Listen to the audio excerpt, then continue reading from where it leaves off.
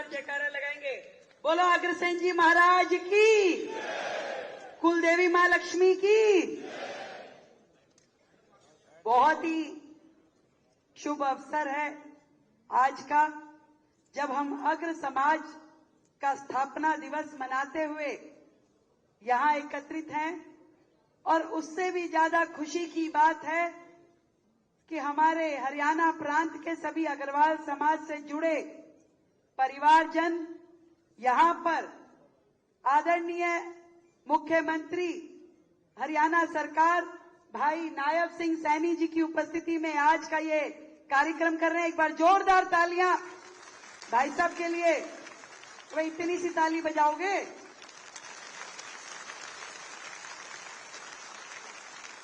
और ये बजवानी जरूरी है। वो कहेंगे रेखा मेरे बाद आई और मेरे से पहले जान की तैयारी कर रही है, इसलिए बजवाई है। अब मैं बता दूं, बहन तो हो गई ऐसी है, वो जैसी काम निपटे वो कहेंगे अच्छा मैं चलूं, आगे भी काम है मेरे घर। तो घर संभालना ज्यादा जरूरी है भाई साहब। तो आपने तो पहले बड़ा प्रांत संभाल रखा है, हमारा छोटा सा प्रांत है और 27 साल बाद मिला है। तो हमारा और उसको लाने में इन सबकी भूमिका बहुत बड़ी है भाई, बहुत बड़ी भूमिका। आज इस मंच के माध्यम से आप सभी को दिल की गहराई से धन्यवाद देती हूं और धन्यवाद साथ में दूंगी आदरणीय हमारे दिल्ली प्रदेश भारतीय जनता पार्टी के अध्यक्ष भाई वीरेंद्र सचदेवा जी का, जिन्होंने हम एक आपकी वैश्य बहन को चुनकर, अग्रवाल समाज की बहन को चुनकर के पहली मुख्यमंत्री जो अग्रवाल समाज से है उसको आने का मौका दिया। आदरणीय पवन जिंदल जी जो क्षेत्रीय संघ चालक हैं, आदरणीय विजय शंकर जी जिन्होंने इतना सुंदर हमें अग्र समाज की कथा सुनाई और जो अपने आप में एक बहुत बड़ा प्रेरणा का स्रोत है। एक बार मैं चाहूंगी आदरणीय गुरु जी के लिए भी आप जोरदार तालियां बजाएं।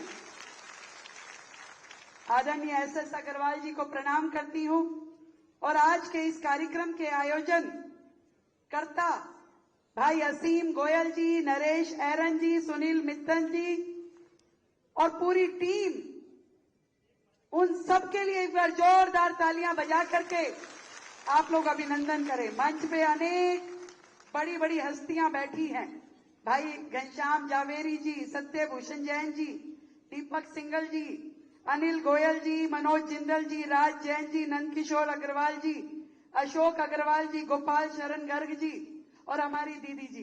एक बार जोरदार तालियां भाई सबके लिए। मैं सच बताऊं, ये अपने आप में एक बहुत ऐसा मौका है कि जब मैं आप सबके सामने बोल पा रही हूं, आपके लिए भी और मेरे लिए भी। मैं अक्सर ये बात बताती हूं कि मैं अग्रवाल समाज की उस साधारण परिवार की बेटी हूं जहां 4 बहनें और 1 भाई का परिवार, और हम सब यहां बैठे हरियाणा वाले हो भाई, ज्यादा मौका तो देते नहीं हो, बहुत सोच समझ के देते हो। पिताजी ने जब कॉलेज में जाने के लिए कहा तो कहे बेटा गर्ल्स कॉलेज में एडमिशन लियो, ये फीस ले जा, ये मार्कशीट ले जा, जाके गर्ल्स कॉलेज में एडमिशन लियो। फिर जैसे ही राजनीतिक फील्ड में आई, कॉलेज का इलेक्शन लड़ा, डूसू का इलेक्शन लड़ा, मैं पहली वैश्य समाज की बेटी थी जो दिल्ली विश्वविद्यालय छात्र संघ डूसू की प्रेसिडेंट बनी। पिताजी तो खुश थे पर मां बहुत नाराज हुई, इतनी नाराज हुई कि 4 दिन तक तो पिताजी से बात नहीं करी। कह रहे देख लो, तुम बिगाड़ लो इसको, तुम्हारे जूते घिसेंगे, शादी भी नहीं करेगा कोई, बनियों के बच्चों का काम है राजनीति करना। पर मैं आज पिताजी को आज इस मंच से याद करके उन्हें कोटि कोटि धन्यवाद देती हूं कि वो उस दिन मेरी उंगली ना पकड़ते तो आज मैं इस ओहदे पे ना खड़ी होती। वो लड़ गए मां से भी और पूरे समाज से कि नहीं, मेरी बेटी को यदि ये मौका मिल रहा है तो मैं चाहूंगा कि मेरी बेटी आगे बढ़े। वो खुद स्कूटर पे जाते थे और मुझे अपनी गाड़ी दे दी कि बेटा तू गाड़ी में जाए कर, अपना व्हीकल होना बहुत जरूरी है। अपने साथ अपने समाज की, अपने परिवार की इज्जत का ध्यान रखते हुए आगे बढ़ो और खूब आगे बढ़ो। और मैं आज उस दिन को याद कर रही हूं कि समाज की हर बेटी को यदि हर ऐसा पिता मिल जाए तो मेरे जैसी न जाने कितनी रेखा गुप्ता अलग अलग मुकाम पे आपको मिलेगी। आपकी हर बेटी रेखा गुप्ता बनने के काबिल है, उस मुकाम पे जाने के लिए काबिल है। केवल उसको ऐसी मां चाहिए, ऐसे पिता चाहिए जो मेरे सामने बैठे। और समाज को आगे बढ़ाने के लिए अभी असीम भाई कह रहे थे, बेटी बचाओ, बेटी पढ़ाओ, बेटी बढ़ाओ। और समाज में यदि आपने इस बात को गांठ बांध लिया कि हमारी बेटी भी आगे बढ़ सकती है, तो निश्चित रूप में पूरे देश में जहां भी सम्मान योग्य पद हैं, वहां समाज की बेटियां आगे नजर आएंगी। आज भाई साहब दिल्ली सचिवालय भी आए, नायब सिंह जी, सारे मीडिया वाले हैरान, कह रहे भाई कमाल हो गया, दो प्रदेशों के मुख्यमंत्री। यहां तो कार्यालय में पहले कोई आता नहीं था सचिवालय में, क्योंकि पहले वाले मुख्यमंत्री तो कोसते ही रहते थे, कभी हरियाणा सरकार को, कभी प्रधानमंत्री जी को, कभी एलजी साहब को। कह रहे अब क्या हो रहा है, यहां तो बताओ मुख्यमंत्री जी ऐसे कैजुअली आ रहे हैं कि अभी आए हम दिल्ली प्रांत में और बैठे बैठे कई चीज तो वो खड़े खड़े दे गए। मैंने कहा भाई साहब पानी, कह रहे बता कितना चाहिए। मैं कहा भाई साहब ये बता क्या चाहिए। मैं कहा बताओ और क्या चाहिए भाई, एक बार जोरदार ताली बजा दो, दिल्ली वालों जो मांगोगे मिलेगा।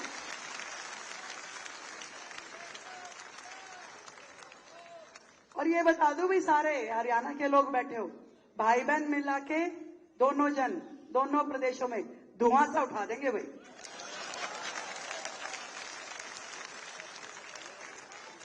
भाई ये जो भाषा है ये हरियाणा वाला ही समझ सकता है, और किसी के समझ में भी नहीं आवे। क्या कहेंगे धुआं सा, ये रिपोर्टर खड़े कहेंगे धुआं सा क्या होता है। ये कल अखबार में छप सकता है कि रेखा गुप्ता मुख्यमंत्री जी ने कहा धुआं सा उठा देंगे, वो ये नहीं समझ में।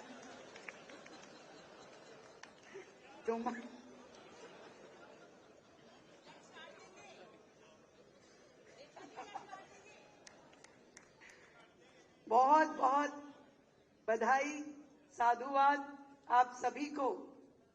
और मैं बताऊं भाई सब, जब से मैं बनी हूं रोज जुलाना का एक जना जरूर मिलता है।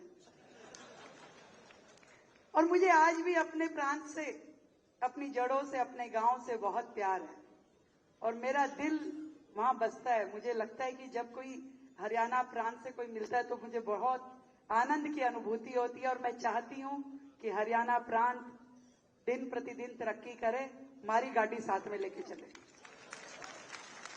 भाई हम तो हैंगर डाल के रखेंगे ना, जहां जहां हरियाणा जाएगा साथ में जाएंगे। मिलकर आदरणीय प्रधानमंत्री नरेंद्र मोदी जी के नेतृत्व में काम करना है, विकसित भारत की दिशा में, विकसित दिल्ली, विकसित हरियाणा, ये सब जो पूरा का पूरा देश है, ये हमारी मातृभूमि है। मातृभूमि आगे बढ़े। अभी बार बार नरेश आर्यन जी कह रहे थे छुट्टी करा दो, छुट्टी करा दो। भाई एक बात बताओ, ये जो वैश्य समाज है ना, इनको अगर 1 घंटे और कोई ग्राहक आने वाला हो तो 1 घंटा बैठ के दुकान खोल के रखते हैं। तुम जबरदस्ती कह रहे हो छुट्टी करा दो, छुट्टी करा दो। कोई ना करना चाह रहा छुट्टी।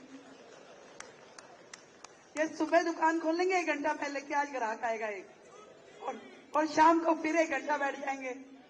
भाई लिखित में दिला दो, भाई लिखित में आएगा तो कराऊंगी। नायब सिंह जी तो कह रहे कई डेलीगेशन आ ली कि छुट्टी क्यों करा दी भाई। कह रहे कम 1 दिन और फालतू मिल जाए इनको तो साल में 365 दिन की जगह 366 दिन काम करेंगे। ये समाज बड़ा मेहनती है, ये कोई मौका नहीं छोड़ते। दिवाली वाले दिन में पहले अपने आधे दिन की दुकानदारी करके फिर वापस आते हैं। और कभी सुख दुख की भी मौका होता है तो अपने, हाँ ये खुद बर्तन बेचते हैं। पर भाई मेरे को तो आपकी बहन हो, जो कहोगे वो कर दूंगी।